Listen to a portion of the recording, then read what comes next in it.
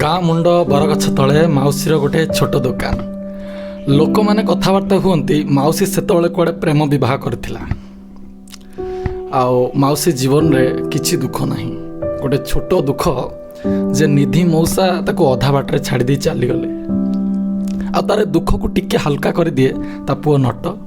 5 ବତକ, 6 କୁକୁଡ଼ା, 4 ଛେଳି ଆଉ 10 କୁକୁର, ଯେଉଁମାନଙ୍କର ଦିନରେ ଦିନ ମିଶାଇ ଯେଉଁମାନଙ୍କ ସାଙ୍ଗରେ ସାଙ୍ଗ ହେଇ ସେ ତାର ଜୀବନକୁ ଅତିବାହିତ କରିଦିଏ। ମାଉସୀର ଗୋଟେ ବିଶେଷତ୍ୱ ଅଛି, ତା ପାଖରେ ଗୋଟେ ଗୋଲାପୀ ରଙ୍ଗର ବୁକୁଚା ଅଛି। ଆଉ ସେ ବୁକୁଚାଟା ତାର ଅତି ନିଜର, କେବେ କାହାକୁ ସେ ତା ବୁକୁଚାଟା ଦିଏ ନାହିଁ। ଲୋକମାନେ କଥାବାର୍ତ୍ତା ହୁଅନ୍ତି ଯେ ସେ ବୁକୁଚା ଭିତରେ କ'ଣ ଅଛି, ଥରେ ଖୋଲନ୍ତା ମାଉସୀ, ଆମେ ସବୁ ଦେଖନ୍ତୁ।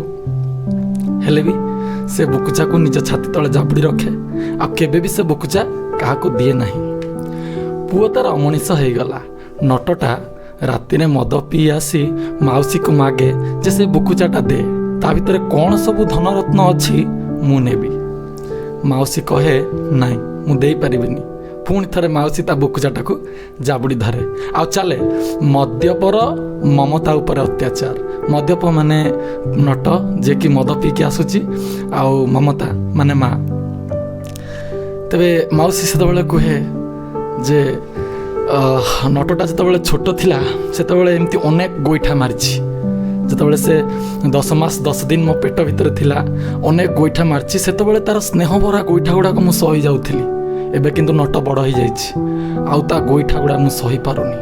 କାନ୍ଦି କାନ୍ଦି ମାଉସୀ ଫେରିଯାଏ ତାର ସେ କେବିନ୍କୁ, ସେ ବରଗଛ ତଳ କୁଡ଼ିଆକୁ, ଯେଉଁଠି ସେ ତାର ଜୀବଜନ୍ତୁ ଆଉ ଲୋକମାନଙ୍କ ସହିତ ଜୀବନକୁ ଅତିବାହିତ କରେ। ରାତି ପାହିଯାଏ, ଯେତେବେଳେ ଯାଇକି ଲୋକମାନେ ଦେଖନ୍ତି କେବିନ୍ର ଗୋଟେ ପଟ କାନ୍ଥ ଗଳି ପଡ଼ିଛି, ଆଉ ମାଉସୀ ସେଠି ନାହିଁ। ଯେତେବେଳେ ସେ କେବିନ୍ର କାନ୍ଥଟା ଉଠାଗଲା, ସେତେବେଳେ ତା ତଳୁ ମାଉସୀର ଶବଟା ବାହାରିଲା। ଆମ୍ବୁଲାନ୍ସ ଆସି ପହଞ୍ଚିଲା, ସାଙ୍ଗେ ସାଙ୍ଗେ ସମସ୍ତେ ତାକୁ ଶବ ବ୍ୟବଚ୍ଛେଦ ପାଇଁ ନେଇଗଲେ ହସ୍ପିଟାଲକୁ। ଆଉ ସେତେବେଳେ ବି ମାଉସୀ ହାତରେ ସେ ଗୋଲାପୀ ବୁକୁଚାଟା ଥିଲା। ଆଉ ଯେତେବେଳେ ସେ ବୁକୁଚାଟା ଖୋଲାଗଲା, ସେଥିରୁ କିଛି ପ୍ରେମପତ୍ର ବାହାରିଲା। ଆଉ ସେ ପ୍ରେମପତ୍ରରେ ଲେଖା ଥିଲା, ମୁଁ ତମକୁ ବହୁତ ଭଲ ପାଏ ମାନି। ଏଇ ତ ପ୍ରେମ। କାହା ପାଇଁ ଜହ୍ନ ରାତିର ଜ୍ୟୋତ୍ସ୍ନା, ତ କାହା ପାଇଁ ଖରାବେଳର ଉଦୁଉଦିଆ ଝାଞ୍ଜି ପବନ।